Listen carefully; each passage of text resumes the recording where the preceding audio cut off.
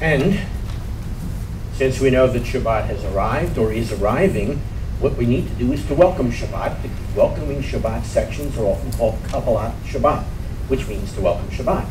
And we will do exactly that as we look at selection 3, the lights of Shabbat, page 153. We haven't done this for a while, but it's a reminder that the lights that we light related to Shabbat have a significance. They've got some lessons for us. So as we welcome Shabbat, we want to learn the lessons of those lights.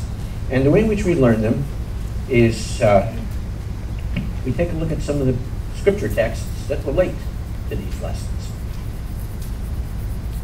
You get to do the parts that have quotation marks around them, which are the quotations of scripture. I get to do the parts that don't. And since we have some guests among us, let me remind you what a quotation mark is. It's those squiggly little things above the line. But I will ask you to join me in the opening couple lines and the closing couple lines as we not only welcome Shabbat, we reflect about the lessons of Shabbat. So together we begin. Come, let us welcome Shabbat, the Queen of Days. Its radiance lights up our hearts with its glorious rays. Light reminds us of God. The Lord is my light and salvation. Light reminds us of His image within us. The human spirit is the light of the Lord. Light reminds us of God's covenant with us. For the mitzvahs of the Lamb and the Torah is light. Light reminds us of Israel's calling. I have made you a covenant people, a light to the nations. Light reminds us of the world to come.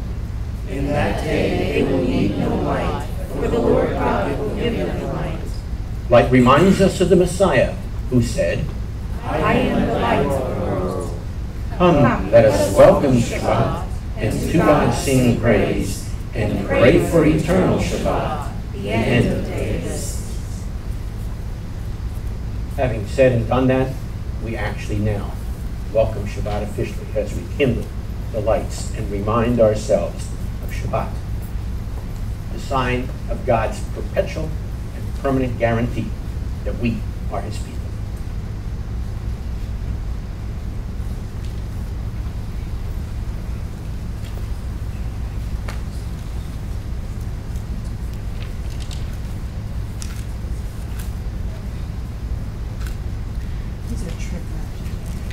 We noticed that last night. We now have a contest, as Vicky is trying to do this, to see who can use the fewest number of matches and strokes to get these things lit. Or strikes. Or strikes.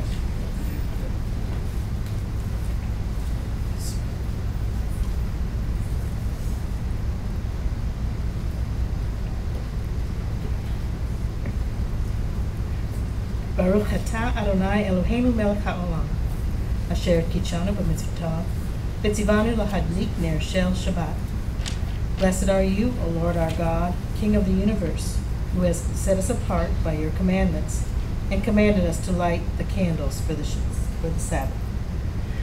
Baruch atah Adonai Eloheinu melech haolam, asher kitshanu b'mitzvotav, v'tzivanu lahiyot u'legoyim, v'natan lanu Yeshua Meshikeinu ha'or la'olam.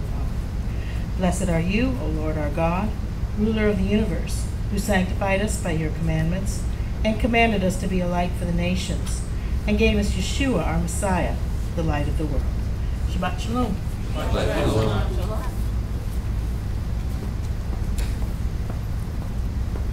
Having welcomed Shabbat, we have also effectively said goodbye to Rosh Chodesh, which was today. As you can see, this is now the second of the month, and it is traditional on the first Shabbat of the month, after Rosh Chodesh, if Rosh Chodesh doesn't fall on Shabbat, to remind ourselves of the importance of this particular celebration as well. We do that through Tefillah Levana. It's a prayer that is traditionally said on this particular Shabbat. So we will do that.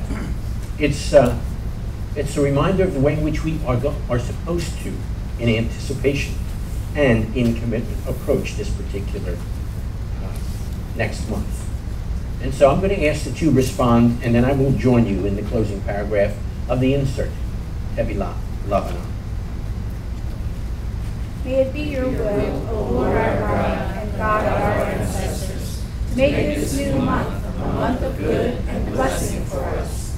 Grant us long life, a life of peace, of good, of blessing, of provision, of vigor, a life marked by reverence for you and dread of sin, a life free from shame and dishonor, a life of prosperity and honor, a life in which love for your word and reverence for you, our God, will animate us, a life in which our heart's desires will be fulfilled for good.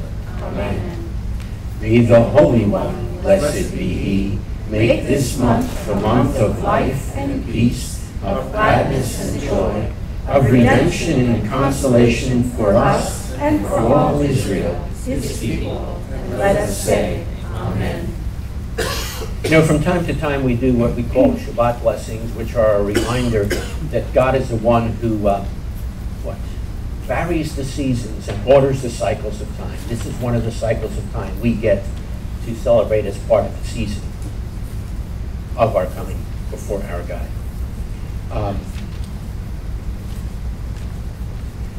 May this be a month of life and peace and gladness and joy, of redemption and consolation for us. Given that thought, we now remind ourselves with our Tehilat Brit Kadashah portion found on the bottom of pages 136 and 137, that regarding that redemption, it is in fact done. Well, not done. It is at least begun, because it says, the God of Israel has come and has redeemed his people. And so we celebrate that, and as we said, it should be a time of praise. We now praise him for exactly that. He has come and has redeemed his people. We do this in unison, but I'll lead you in the opening line of Hebrew and then ask that you join me in English. Baruch Adonai Elohei Yisrael, ki pakad et amo vayishlach lo padut vayarem lanu keren Yeshua b'veit David avdo. Together. Praise be to the Lord, the God of Israel, because he has come and has redeemed his people. He has raised up a horn of salvation for us in the house of his servant David, as he said through his holy prophets of long ago, salvation from our enemies and from the hand of all who hate us, to show mercy to our fathers and to remember his holy covenant, the oath he swore to our father Abraham, to rescue us from the hand of our enemies and to enable us to serve him without fear, in holiness and righteousness before him all our days. Two thoughts there. There's a reason this has happened, so we can serve him without fear. That builds on the commitment that we just made by reciting that prayer. But we're reminded that he has come and has redeemed his people in the house of his servant David. That, of course, is a reflection on Yeshua, who has done exactly that for us and now sits in the place of highest authority in the heavenly realms, where we join him in the scene of response on pages 40 and 41 on Elohim Asher. Elohim Asher Diber Mikadem Pamim Rabo Uvidrachim Rabo Tel Havot Be'ad HaNevi'im Diber Aleinu Be'acharit Hayamim Ha'ele Be'yad Aben Asher Samei Oresh Kol U'yado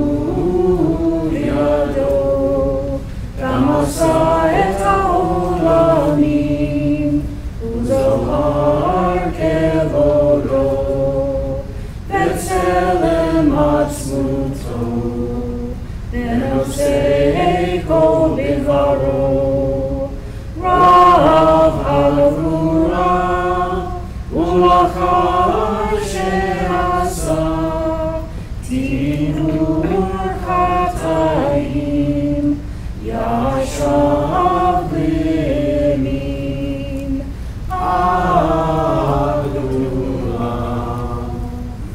In the past, God spoke to our fathers through the prophets at many times in various ways. But now, in the end of days, he has spoken to us by the Messiah, his Son, whom he appointed the heir of all things, and through whom he made the universe. The Son is the full radiance of God's glory, and the flawless manifestation of his reality. He sustains all things by his powerful word. After he made atonement for sins, he sat down in the place of authority, beside the majesty in heaven. True and firm, established and lasting, right and faithful, loved and treasured, desired and pleasant, feared and mighty, ordered and acceptable, good and beautiful is this word to us forever and ever. He sits there as the guarantee of the relationship we have with our God, a God who's always gracious to us and who reaches out to us in all kinds of times of difficulty as well as times of joy and celebration. Now, I know there's at least one among us this evening who is celebrating the anniversary of a lost loved one. If you are doing the same, I'm going to ask that you rise, as is our custom, as Jews down through the ages, as a reminder at this particular time, that even in situations which are difficult, we have a God who's gracious to us and reaches us. So if you're remembering a lost loved one or friend at this time, I invite you to stand. And I do want you to notice something that's very interesting here. Stand, don't wait for me to stop talking, or I'll never stop. There are a couple forms, there's a number of forms of Kaddish. Sephardi Kaddish, which comes from the Sephardi community, has a very interesting addition to it, which is the traditional traditional Kaddish in Sephardi synagogues around the world. It's not a messianic rendition of such. But you'll notice that there's a messianic anticipation. That's part of the comfort that we have, because we know we will see our loved ones again. That's part of the guarantee.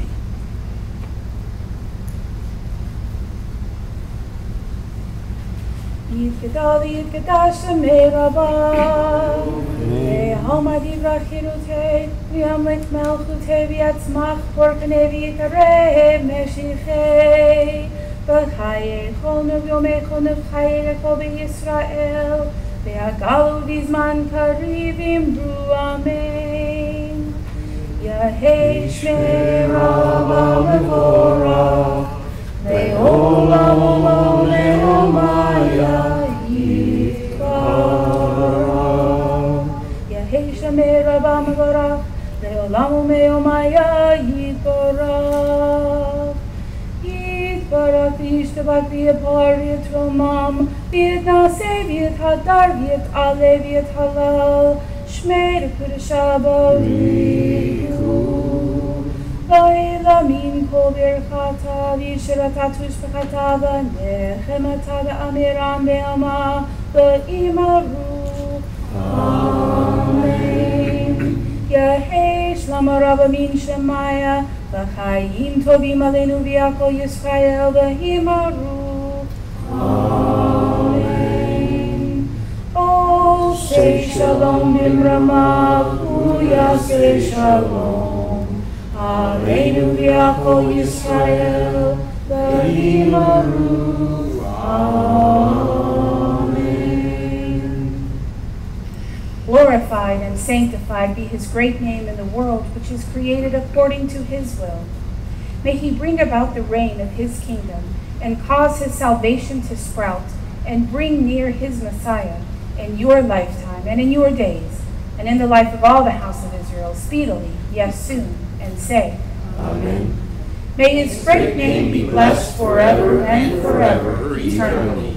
Blessed and praised, glorified and exalted, extolled and honored, adored and lauded be the name of the Holy One, blessed be he, who is high above, far above all blessings and hymns, and praises and consolations which are spoken in the world, and say, Amen.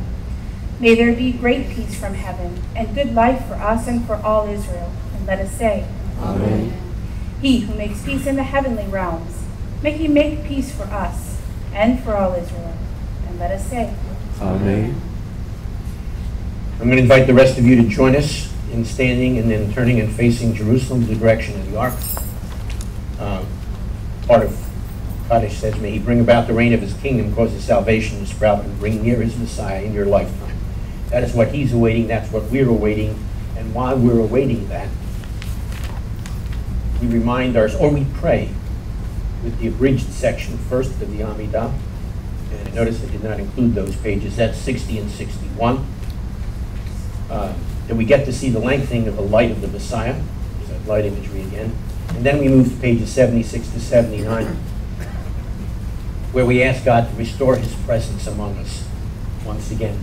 And in the meantime, we commit ourselves in the 6th paragraph to living a life consistent with our relationship with him.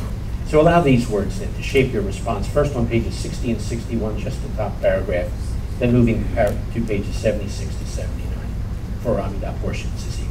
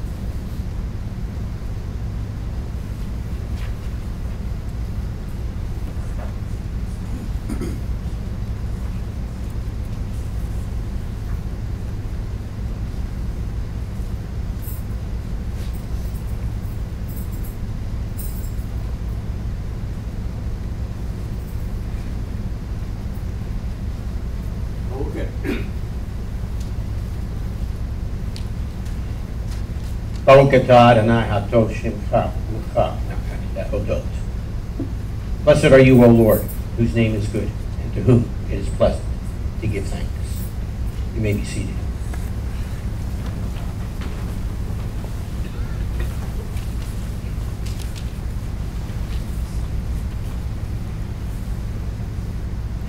We turn now to pages 42 to 45 for the response Ashrei Ish. Beginning with Tefillah Lavanah, we have committed ourselves to following God and following God's directions. We are reminded now on these pages of the blessing that comes to those who follow through on those commitments. And so we do this as we usually do for those who are guests. Here's the way it works. Jenny will lead you in the first several lines of the Hebrew midway down on pages 42 and 43. You will join her in the English. I will respond to you with the next English paragraph, and we'll move responsively through. Jenny will lead us in the first rendition of Nikamoka, and we will join her in the second. Ashrei ish yishama lemitzvotecha v'toratecha udebaracha yasim al libo. Together, happy is the man who heeds your commandments, your Torah, and who places your word on his heart. It is true that you are the Lord of your people, and the mighty King to plead their case. It is true you are the first and the last, and besides you we have no King, Redeemer, and Savior. For the beginning For the beginning times and for the later times, your word is good, and it endures forever and ever. Your word is true and faithful. It's a statute which shall not pass away. It is true that you are He, the Lord our God and God of our ancestors, our King and King of our ancestors, our Redeemer and Redeemer of our ancestors, our Maker, the rock of our salvation, our Deliverer and our Rescuer from everlasting. All this comprises your name. There is no God besides you.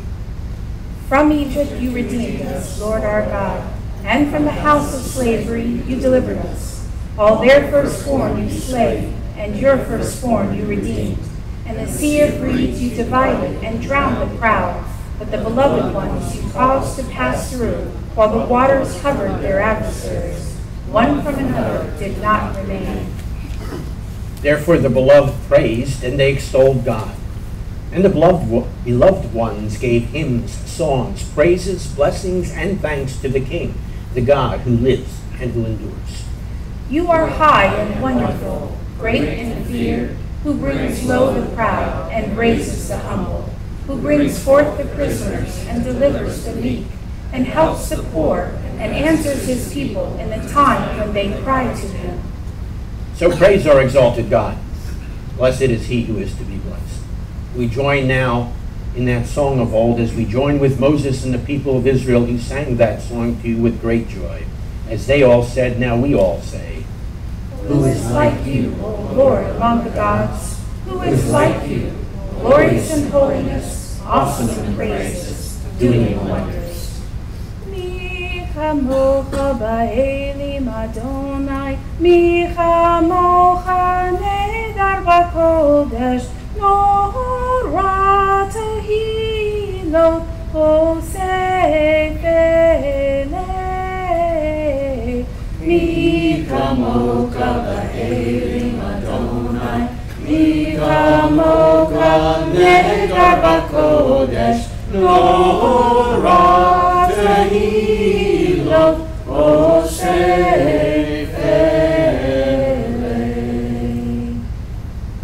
We raise the question, who is like you, O Lord, among the gods? We answer that question with Ein Kamoka. Truly there is none like you, O Lord, among the gods.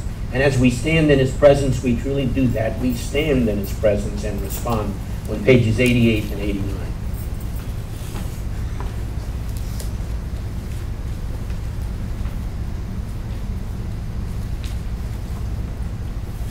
Ein kamocha Elohim Adonai, v'ein kamasecha, malchutcha malchut kol amim, u'memshalcha b'kol dor, me'kol dor Adonai Melech, Adonai Malach, Adonai Yimulok Le'olam Va'ed, Adonai Oz Le'mo Yitin, Adonai Yivarech Et Amo V'Shalom. Together. There is none like you among the gods, my Lord, and there is nothing that compares to your deeds. Your kingdom is a kingdom that endures for all eternity, and your sovereignty extends throughout all generations. The Lord reigns, the Lord has reigned, the Lord shall reign throughout eternity. The Lord will bless his people with peace. We need him as well to reign in our lives through the whole, I like this term, perpetuity of our lives. And so that's what we now commit ourselves to as we respond with the Shema. Pages 34 to 39, we face Jerusalem, the direction of the ark.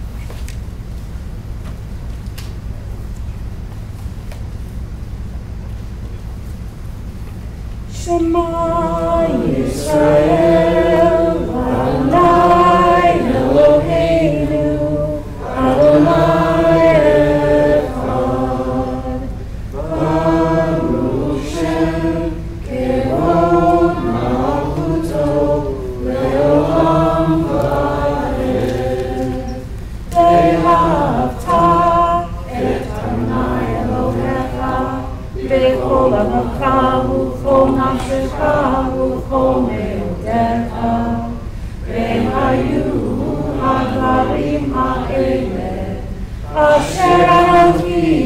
Ve'esacha hayom alecha, ve'shinantam levanecha, ve'tibarta bam, ve'shivtacha b'beitecha, u'v'etacha v'aderech, u'shachtecha u'lechomecha, u'shartam le'ota yedecha, ve'haruga totafot be'neinecha, u'v'tavtam ha'uzot be'techa, u'v'isharecha.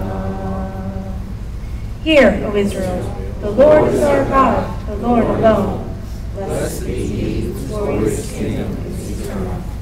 Love the Lord your God with all your heart, and with all your life, and with all your strength. These commandments that I give you today are to be on your hearts. Impress them on your children. Talk about them when you sit at home and when you walk along the road, when you lie down and when you get up. Tie them as reminders on your hands and bind them on your foreheads. Write them on the door frames of your houses and on your gates. Even so, pages 88 and 89 remind us of a reality our ancestors experienced as they walked with God through the wilderness. They literally walked hand in hand with Him. It also anticipates the time of another reality, when the Lord in fact will reign, not only in our community, but throughout the entirety of His earth. Pages 88 and 89 is that response, and we make it ours now. Vayahi ben Zoharon, Vayomer Moshe, Kum Adonai vayafuto Yovacha, Leanusu mizanecha mipanecha, Ki mitzion teisei Torah, Ki mitzion teisei Torah, Udavar Adonai Yerushalayim, Baruch Shenatan Torah Torah, Baruch Shenatan Torah Torah, Le'amo Yisrael b'kedushato. And it came to pass, whenever the ark went forward, Moses would say, Arise, O Lord, and let your enemies be scattered. May those who hate you flee from before you. For from Zion shall go forth the Torah, and the word of the Lord out of Jerusalem.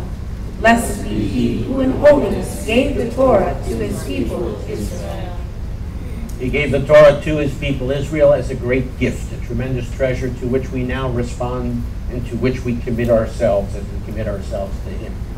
Page 133 is that response. The ark now unveils its treasure. To our eyes and minds and hearts. Inside, the scroll of Torah stands. It stands there with all its richness and wisdom. As we listen, voices speak, voices of our ancestors. Abraham, Isaac, and Jacob, Joseph, and Moses. O God, they bring us your instructions for us. Sarah, Rebecca, Rachel, and Leah, and Miriam speak to us as well. O God, they move us to respond to your promises to us. We are grateful for your words, the words of Torah. Hear, O Israel, the Lord calls. We will hear your words that we may learn them, love them, live them. What does the Lord require of you? To fear Him, love Him, serve Him, and walk in all His ways.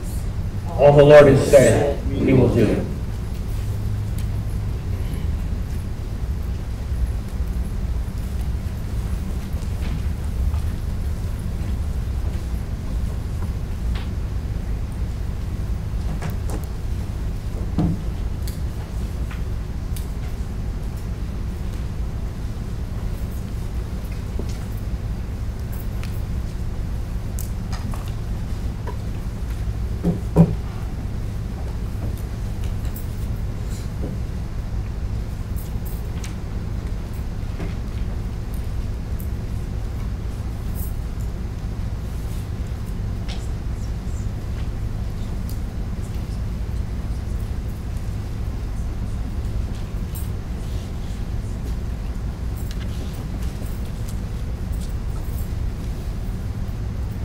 Mishabarak Avotinu Abraham Yitzchak Yaakov.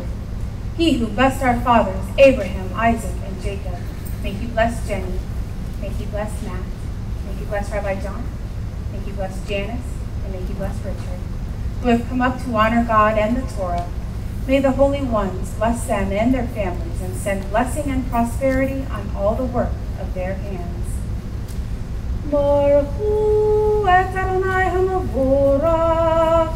Baruch Adonai Hamorach Le'olam Va'ed. Baruch atah Adonai Eloheinu melech haolam asher bachar banu mikol ha'amim v'natan lanu et torato.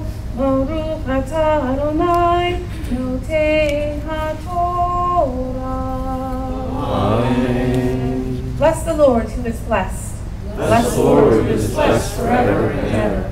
Blessed are you, Lord our God, ruler of the universe, who chose us from all peoples and gave to us the Torah. Blessed are you, Lord, giver of the Torah.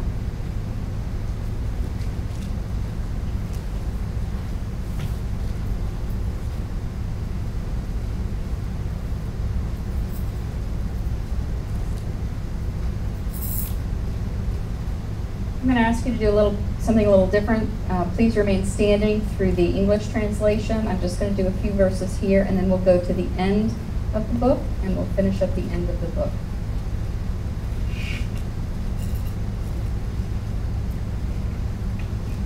Vayedaber Moshe el Rashi Hamatot Livnei Yisrael lemor Zeh hadavar Asher tzivah Adonai Ish Kidar neder l'Adonai Ohishavah shvua L'sor isar al nafsho Lo yachel devoro Kikol hayotze mipiv yaseh.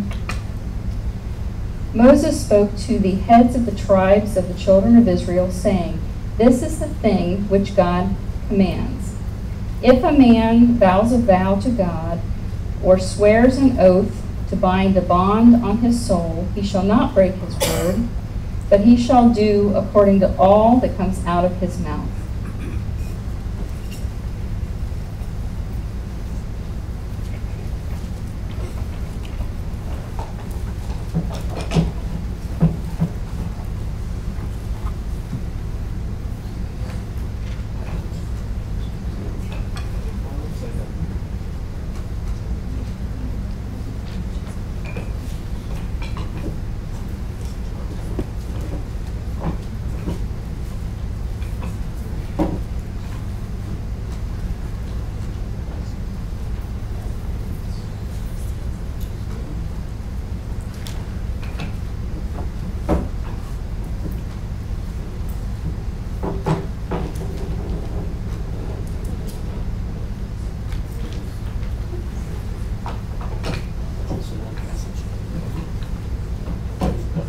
This almost feels like Simchat Torah. Yes.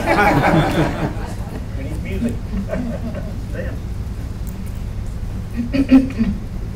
Ele hamitzvot v'hamishpatim asher tzivah Adonai b'yad Moshe el b'nei Yisrael v'avot Moab al Yarden Yericho.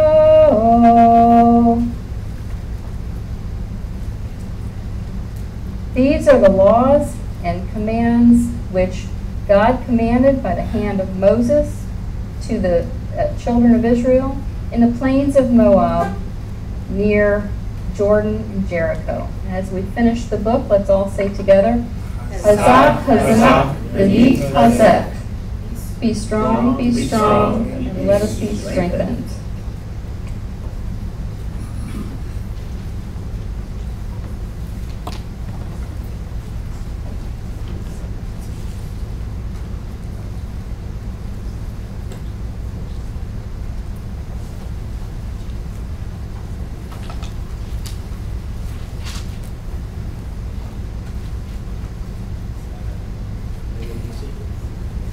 Yes, please.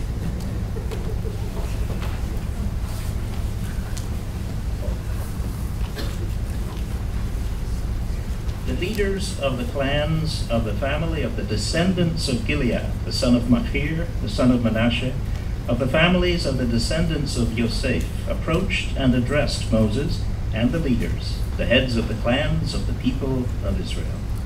They said, Adonai ordered my Lord to give by lot the land to be inherited by the people of Israel. And my Lord was ordered by Adonai to give the inheritance of our kinsman Zelophehad to his daughters. But if they get married to anyone belonging to another of the tribes of the people of Israel, then their inheritance will be taken away from the inheritance of our ancestors and be added to the inheritance of the tribe they will then belong to. Thus, it will be taken away from the sum total of our inheritance. And when the year of Jubilee of the people of Israel comes, their inheritance will be added to the land possessed by the tribe they will then belong to, and be subtracted from the inheritance belonging to the tribe of our ancestors. Moshe gave this order to the people of Israel in keeping with the word of Adonai. The tribe of the descendants of Joseph is right in what it says. Here is what Adonai has ordered concerning the daughters of Zelophehad. Let them be married to whomever they think best, but they must marry only into a family from their father's tribe. In this way, no inheritance of the people of Israel will move from one tribe to another, for each of the people of Israel is to hold on to the land for inheritance belonging to his father's tribe. Every daughter who possesses an inheritance in any tribe of the people of Israel is to become the wife of someone from the family of her father's tribe, so that every one of the people of Israel will stay in possession of his ancestors' inheritance. Thus, no inheritance will move from one tribe to another, for each of the tribes of the people of Israel will hold on to its own inheritance. The daughters of Zelophehad did as Adonai had ordered Moshe. Strikingly, those are the words that directly precede the words that Jenny read to us as this book concludes. It's again a reminder that God watches out for all his people, whether women or men.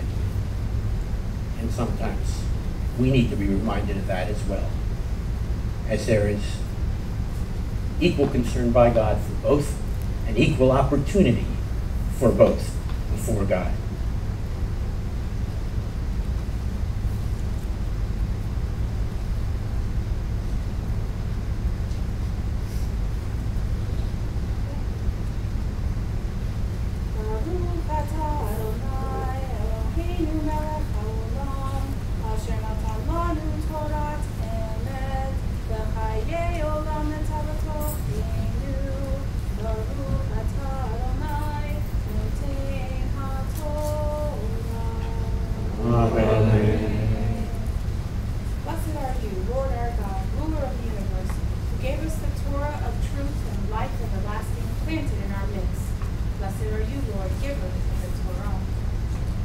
Sometimes we forget that when God gave us the Torah, it extended beyond the so-called 10.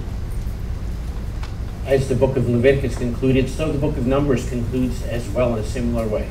These are literally the words that God gave to us through the hand of Moses. The words come directly from him, and we receive them directly from his hand, as our ancestors did, as we stand like they stood before him to say, this is the Torah that God gave to us as his people. Pages 98 and 99 is that response V'zot HaTorah. If you need a transliteration, that'll be on page 95.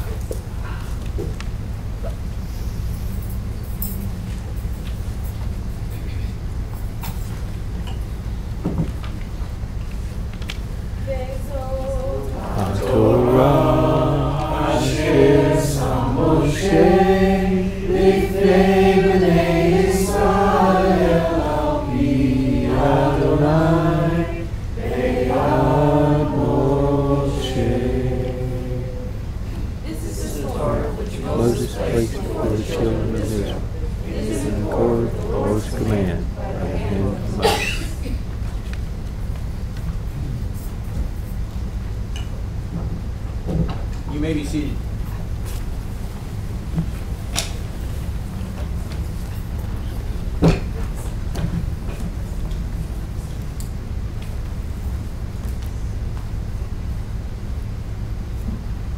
I'll be reading from the book of Ephesians, chapter 5, verses 1 through 14.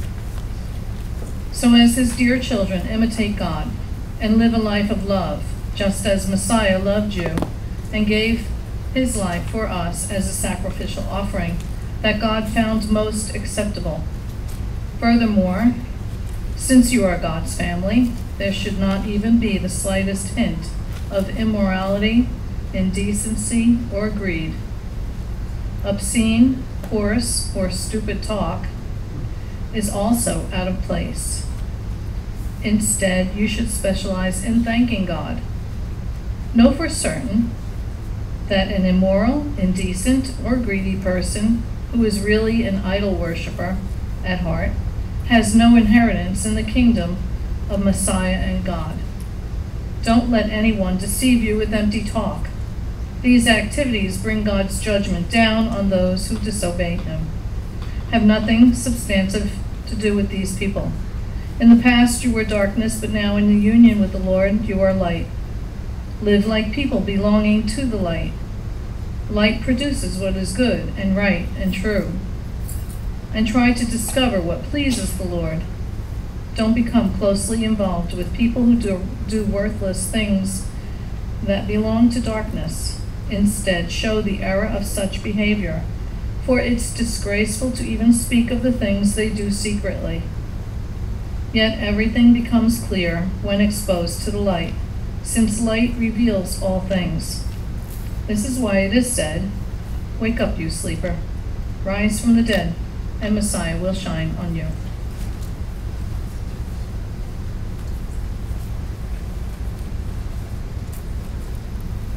Words intended to impact our lives, we recognize that that's what we wish as well as we respond on pages 96 and 97 with Etz Chaim.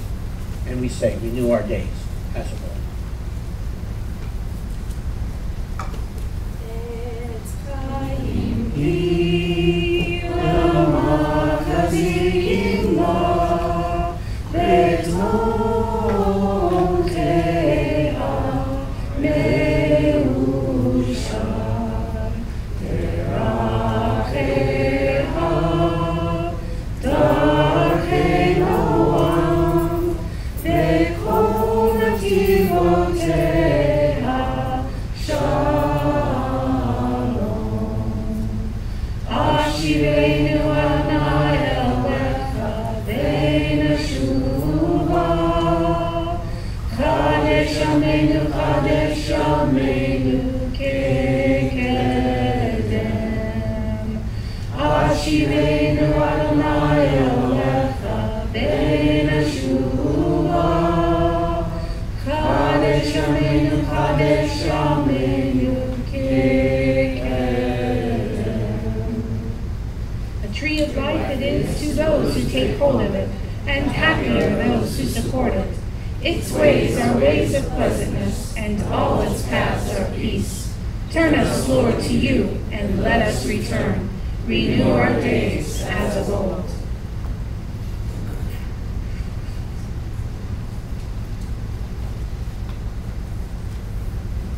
Dalifnei Matot-Masei, it says above the ark. It's a reminder of before whom we stand. It says, let's know who it is. And now we stand before him literally, as he has asked us to, as his priests. With days renewed, we respond with gratitude to him. On pages 98 and 99, with New Colonial Mark.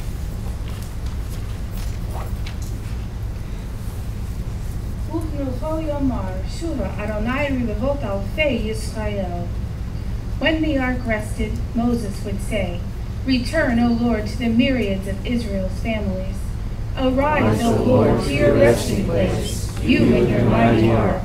Clothe your priests with righteousness. May those who experience your faithful love shout for joy. For the sake of your servant David, Don't delay the return of your Messiah. Ba'avur David avdecha, al teshev penei mishachecha. Ki lakach tov natati lachem, torati al ta'azovu. I give you good instruction. Do not forsake my Torah.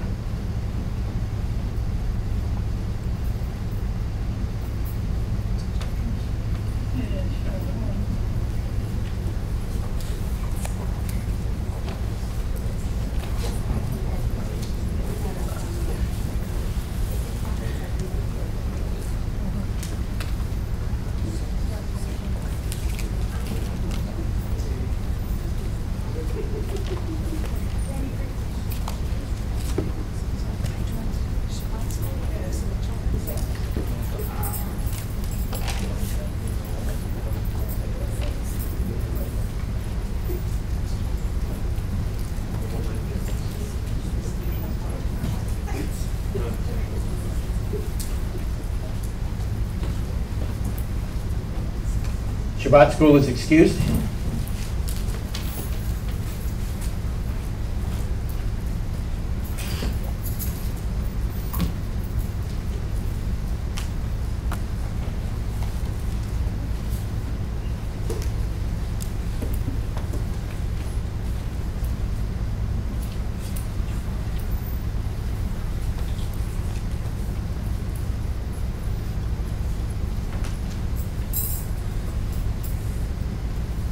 You know, it's very interesting to watch children play. I'm sure you've all watched them, and probably with some amusement, and hopefully without a whole lot of irritation. But have you noticed how often, when children play, they tend to imitate what they've seen and heard? One of Seth's favorites as he was growing up had to do with Star Wars. And so he would go around the house as Luke Skywalker, using his baseball bat as a light sword. And when they saw old Luke coming, our cats would head for their hiding places. Now, while these incidents are humorous, some are quite sobering or even scary. Like when they, and by they I mean our kids, Seth and Eve, addressed, how should we put it, the less than skillful drivers in other cars with the same words of encouragement that their dear old dad had used. It's an experience that will quickly motivate you to be very careful about what you say in front of your children. Now, the rabbi, Rav Shaul, obviously knew something about children, and so building on the child's natural tendencies to imitate while playing and living, he encouraged us to live like the children of God we are, like children of love and children of light. And so he says, as the text begins that we'll look at tonight, and as children of love, we need to first of all imitate.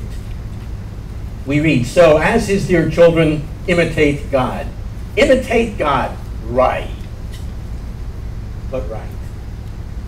Yeshua said the same thing at the about the midpoint of the Sermon on the Mount. Be perfect as your Father in heaven is perfect. Oh, nice. But we should have known that before. When we reached the midway point of the Torah, and I can tell we're far on the one side of midways, I lifted it up and I started tilting it one way. The midway point is Leviticus 19:2. It says, be holy as I, the Lord your God, am holy. Imitate God. Now this, look, I need to be very careful when I'm talking about this, because I want you to remember that to imitate God does not mean to play God in other people's lives. That we do well enough, and we don't need this encouragement to do that. That's not what he's talking about. Like children imitate their parents, so should we. In other words, in our lives, we need to copy God. The Greek term here, in case you're unaware, as you can tell, I'm stepping outside the story for a minute. In case you're unaware, even though the rabbi was a rabbi and spoke and wrote Hebrew, he did not write these texts in Hebrew. He happened to have written them in Greek. All on board? Okay, now back to our story. Copy God. The Greek word that he uses here means to mimic God. Nice term. Nice thought. We are his children, we are told. Therefore, he says we should reflect it. In fact, he describes us as dear children, but this is a deeper or maybe a more comprehensive term than just dear. Some translations have it dearly loved, some have much loved. All of that is part of this package here. So we should have then greater motivation to be like him. His overflowing love should motivate us to imitate him, which should also raise the question, so what's involved? And so the text begins, therefore, or so. It's a summation of the previous sections as well as a lead-in to what follows. Given that's how this verse begins, it would be helpful to understand what preceded. And so let me summarize. I will read the closing two verses that we looked at last week from the previous chapter. Here's what it involves. Get rid of all bitterness, rage, anger, harsh words, and insults, along with all hateful feelings. Instead, be kind and tender to one another, readily forgiving each other, just as Messiah, God, forgave you. That's part of it. And notice the emphasis here on forgiving as well. By the way, if you went to the very beginning of that chapter, chapter 4, he's saying the same, much the same thing. So imitate is part 1. Emulate is part 2. Where did he get that term? Was he doing a crossword puzzle? And he doesn't do crossword puzzles. He does other kinds of things. But that's not the point. Emulate. It comes from the term related to sacrifice, when something goes up in flame and smoke. Okay? And in verse 2, he describes that as like the Messiah gave his life as a sacrificial offering. Emulate. So, live a life of love. The other Pew Bible has in its translation, be full of love. That works as well. Technically, the term here is the term walk. But the term walk doesn't mean going for one. It means a continual way of life before God. What is it that the Lord your God requires of you? We responded as we were walking the Torah through the congregation. To love him? No, that's not what it says. To fear him, to serve him, to love him by walking in all his ways. So there it is. Again, what's involved there? Those verses I just got finished reading from the previous couple, from the previous section. And then it gives us an excellent example. And the example is that of Yeshua's love. Yeshua's love. In other words, living for the sake of others. And that is uniquely demonstrated for us by his sacrifice. In other words, giving for the sake of others. If we look to Yeshua, it's living for the sake of others, giving for the sake of others. And as Yeshua said, recorded for us by Yochanan HaShliach, John, in his 15th chapter, greater love has no one than this, than a person who's willing to lay down his life for another. So, children of love. Then he says, then live as children of light, verses 3 to 14, the rest of this text for tonight. A couple things here. He starts out by saying, forget it. I almost said, forget about it. And then I said it anyway. Verses 3 to 7. In other words, we need to forget certain things. And so he issues the command in verse 3, furthermore, since you are God's family, there should not even be the slightest hint of immorality, indecency, or greed. The command. Some translations have here, don't even name. Don't misunderstand those translations. It doesn't say don't mention these things. It is, as our translation has here, there shouldn't be even the slightest hint of these things. Hint of what? Well, he mentions them. Immorality, indecency. By the way, interesting use of a term here. It's anything that taints or stains or contaminates. And we might be quick to say, oh, well, immorality and decency, I don't need to worry about those things. Well, maybe we should think about that more deeply. But that's intruding on your lives, so let me back off and get to the last one. Greed. Greed is the lust or the desire for more. The desire, if you would have it, to acquire. Oops. Maybe not quite so easy here. And then he says these are inappropriate. They're improper for God's people. Or as our translation has it, they're out of place. They should not be part of our lives. And the reason for that is we've already been told in the previous chapters. Chapter 4, in the text from a couple weeks ago, as I recall, the reason we shouldn't be living in this way is because we're transformed people. All the way back to the first verse in the previous chapter, we shouldn't be living in this way because of our calling, of who we are or supposed to be before God. And then we're also not to live in this way because we are God's people, we are God's family. Some translations have it, the Old English says saints. Which causes me to ask the question, so how saintly are we? We should act like God's family. And then he says in verse 4, also forget about obscene, coarse, or stupid talk. That's also out of place. Instead, you should specialize in thanking God. Interesting. I want to focus on one of these things. Stupid talk. Well, sometimes we can be really good with that one. Silly talk, foolish talk are some of the translations. Quite literally, the term is stupid chatter. Stupid chatter, you know, talking when you have nothing to say or don't know what to say. He says all of these things don't meet the standards. As the text says, they are out of place for us as children of God, as children of love. Well, that's the easy part. He says instead there should be thanksgiving.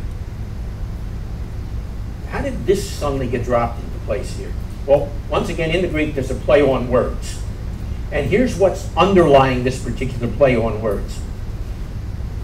It implies that the quickness of wit or tongue that's usually reflected in the negative talk he just said shouldn't be part of the package. He said that instead should be employed for wisdom, not for wickedness, for coming up with reasons and ways to praise God. So, as our translation says, we should specialize in thanking God. We have some guidelines for that, by the way. Within our traditions, we have a whole list of a number of pages, I forget whether it's 5 or 7 or 8, depending on what Siddur you're operating from, that has a number of blessings, we call them brachot, to say when certain things happen in your life. In case you're not familiar, and I haven't shared this with you recently, if I have shared this with you recently, I apologize because I've forgotten that I've done that. There's a blessing for good things that happen in our lives. There's a blessing for when you see a good-looking person. There's a blessing when you see someone who's not quite so good-looking. And you'll notice when I said that I raised my eyes so I didn't look at anybody. There's a blessing. This is great for us. For lightning.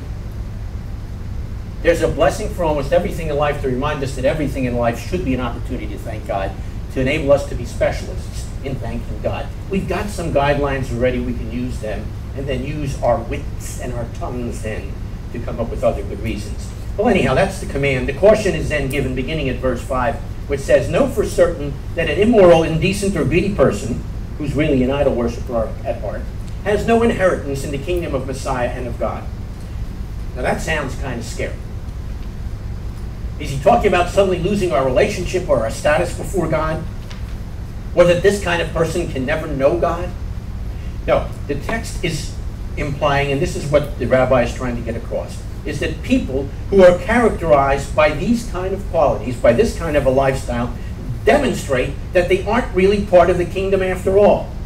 Not that they can't ever be, but it's simply an indication that they aren't now.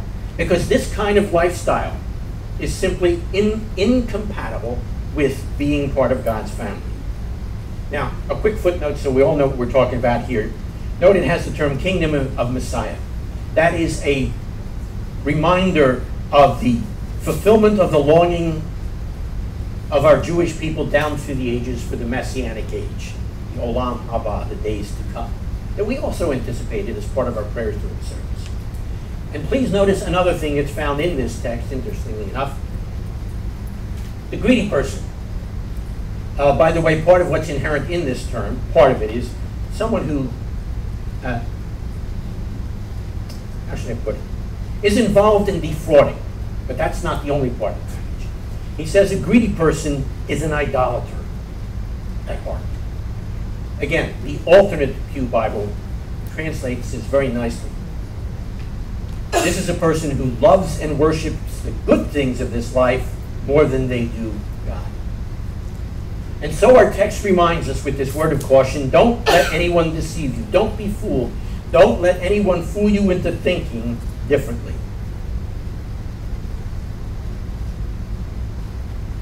Forget it. Then he says, focus it. Focus what? Focus the light.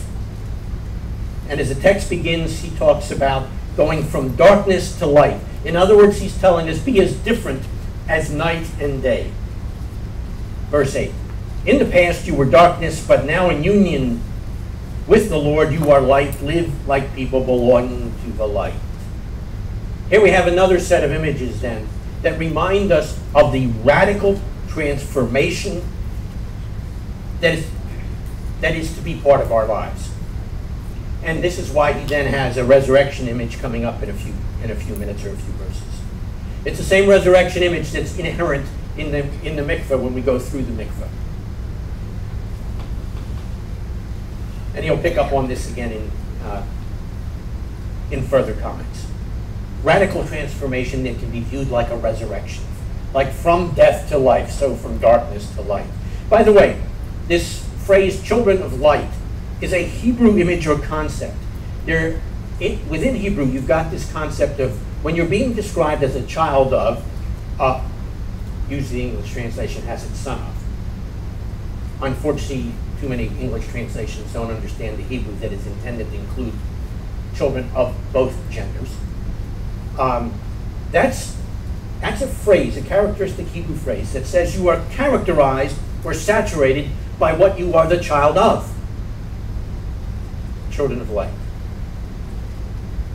And so, again, the alternate Pew Bible says your behavior should show it. Or as we have in our translation, live like people belonging to the light. Now, what does it mean to live this way? Well, he tells us in the very next verse. He says, light produces what is good and right and true. This is what you would call the fruit of light if you would have it. Goodness and rightness and truth. Or in other words, benevolence and fairness and integrity. In the biblical text, goodness is a moral quality plus a generous spirit. Rightness or righteousness, as it's sometimes translated, it means to give everybody their due. There's a broadening of this actually in the Hebrew, tzedakah, if you're familiar with our culture and our customs.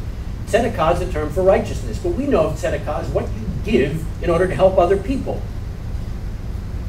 So it's not just giving people what is due, but going the extra mile in compassion. Truth has to do with genuineness, honesty in speech and in action. So the question comes for us, what kind of fruit do we produce? By the way, this is the kind of fruit that we need to cultivate. Verse 10, by living as children of light, we find out what pleases God and try to discover what pleases the Lord. To discover or to find out. Again, interesting term. It has to do with the kind of finding out as in the testing of metals. It implies to discover by close examination. For us, the idea is determining God's will and God's best.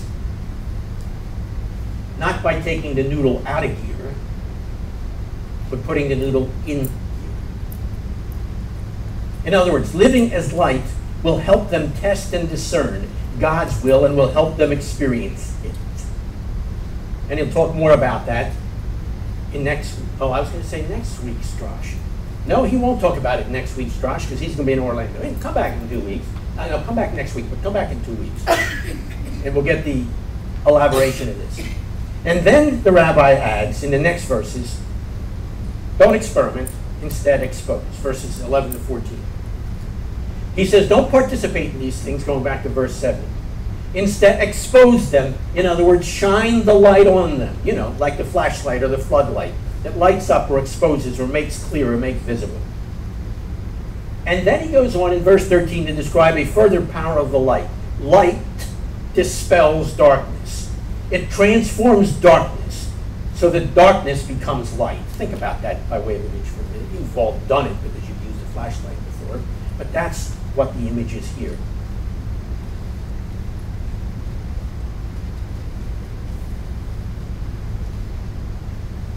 As a very literal translation, the New American Standard Bible puts it, for everything that becomes visible is light. Interesting picture. So by the action of light, darkness itself is transformed into light. In the past you were darkness, now you are light, verse 8 said. Then we're given, to sort of wrap it up for us in this section, a reflection, I like the term in this context, a reflection. Are you with me? All right, some of you are resting, go back to sleep. A reflection on the role of the Messiah. He is our pattern or our model. And the text says he shines on us and he transforms us from darkness into light. These are texts that we should be very familiar with, at least in this congregation. Isaiah chapter 9, beginning in verse 1. Into the darkness, God sent his light. And he tells us where he sent him. Into the Galilee. And that's the text that then goes on to speak about who he's going to send. The child born, who the son given. Who then is described as he is the light, John chapter 1, verse 9, that gives light to all others, which is why he then says during Sukkot, as he celebrated it years ago, I am the light of the world. All that is nice and maybe it gives us a little bit of a tingle. But he reminds us then, you are to be lights to the world. That's why the rabbi is bringing this particular pattern or model in front of us. Oh, we knew that already. Isaiah 42, verse 6 reminds us that we are to be a light to the world. And then he says, wake up, you sleeper. Rise from the dead, and Messiah will shine on you. Now, by the way, this is not a quotation of any known source that we are presently aware of. So if you've got a translation that says the scriptures say, or God says, that's not in the text. It is in all likelihood a hymn. And some people think it's a hymn. No, not some people. Some scholars who spent a lot of time studying this think it's a hymn that was associated with the ancient mikvah. If you're not from a Jewish background, baptism might cover it for you. So it may well be, ready for this, a mikvah melody. Because of its connection to the resurrection image. Remember, I quickly referenced that understanding going through the mikvah is very much like understanding going into death and coming out in resurrection. That's the way it was understood, at least with the mikvah of what was called proselyte baptism. However, if you look at these texts, we see reflections of other texts. Isaiah 60, verse 1, arise, shine, your light has come. We find that in Matot-Masei. Malachi 4, verse 2, the Son of Righteousness, S-U-N, of righteousness, has risen with healing in his wings. So at the least, this was probably a collection of prayers, may in fact have been part of a traditional synagogue service, or it could be a traditional song, and who knows, there might in fact be references or reflections of Matot-Masei in here. Please don't misunderstand what I just said. Matot-Masei was not written until about the 8th century. So this isn't a reflection of Matot-Masei. But it's a reflection of the same kinds of ideas that we have in Matot-Masei. And so we say, arise, shine, your light is come. But here's the point he's making. As people resurrected come to life, come alive, live this new life. A transformation, he reminds us in this text, has taken place in our lives. We have been radically changed. He's been telling us this for at least 3 chapters. And it's a change, he tells us, that's so profound that the picture of resurrection is appropriate. We were dead, now we're alive. And so, as raised to life because of Yeshua, therefore we should live this new kind of life. It's a change, he points out in this text, so complete that whereas we could be called darkness before, now we are called light. We have been transformed by Yeshua, the light of the world himself, by him shining on us, and so our lives need to reflect this. From being God's enemies, we've become God's people, in fact, his children. And now, just as children reflect their parents, just as they so often imitate them, we should mirror God in our lives. We should be children of love, overflowing with love to others, and children of light in stark contrast to the world around us. And in case you've forgotten where he began, he puts it very simply. So as his dear children, let me make it real simple for you. Imitate God. Well, what kind of kids are we? Take the next minute or so to reflect on that and to commit to it, or not, as we have a moment of silence.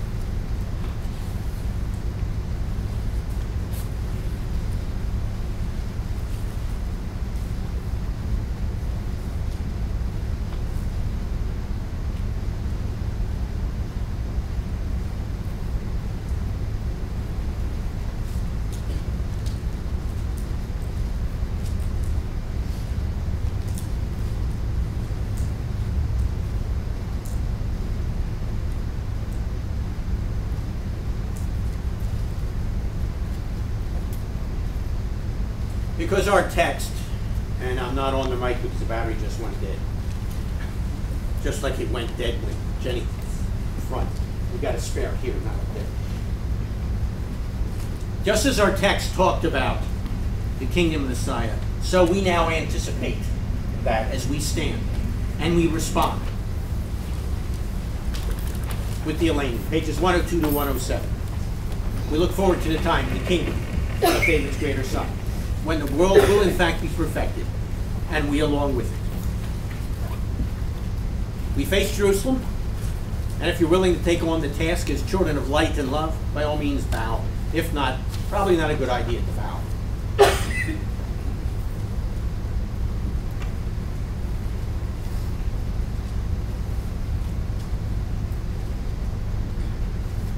Aleinu l'shabeb l'adon hakol, l'tei kedula yotzer bereshit, shelo asanu k'goya haratzon, velo samanu k'mishpachot ha'adama, shelo samkavenu kahem, legol aleinu kechal hamonam.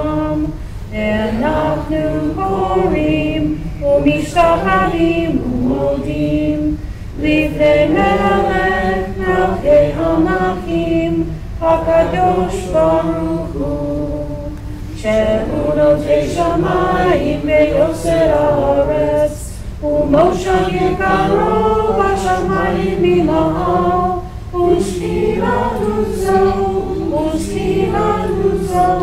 Ekavei meroim, Hu Eloheinu Eod, Emet Alkeinu, Efes Ulato, Hakatu Batorato, Ve'yadata Hayom, V'hashelota, El levavecha ki Adonai hu ha-Elohim b'shamayim mima'al ve'al ha'aretz mitachat Elon. It is incumbent upon us to praise the Master of all, to exalt the Creator of the world, for He has made us distinct from the nations and unique among the families of the earth. Our destiny is not like theirs. Our calling is our task. We bow down and acknowledge before the King of Kings that there is none like Him. For He stretched forth the heavens like a tent and established the earth. Truly, there is none like our Lord and King. As the Torah says, you shall know this day and reflect in your heart that it is the Lord who is God in the heavens above, and on the earth beneath there is none else. We hope, O Lord our God, to soon behold your majestic glory, when all abominations shall be removed, and all false gods shall be avenged. Then shall the world be perfected under the rule of the Lord Almighty, and all mankind shall call upon your name. For to you every knee must bow, and every tongue declare that you are God. Reign over us soon and forever. May the kingdom of David's greater Son be established forever. For then shall the words be fulfilled. The Lord shall be king forever, and the Lord shall be king over all the earth. On that day the Lord shall be one, and his name one. Hakatuba Toratecha, Adonai Imlo, Le'olam Vayed, V'ne'emar, V'haya Adonai, L'melech al kol haaretz, V'yom hahu yireh Adonai echad, Ushmo, Ushamo, Ushamo echad.